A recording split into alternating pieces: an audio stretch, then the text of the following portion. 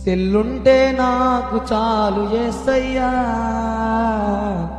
దాని వెంటే నేను ఉంటానేసయ్యా. సెల్లుంటే నాకు చాలు యేసయ్యా, యవనస్తులందరూ ఇదే, దాని వెంటే నేను ఉంటానేసయ్యా.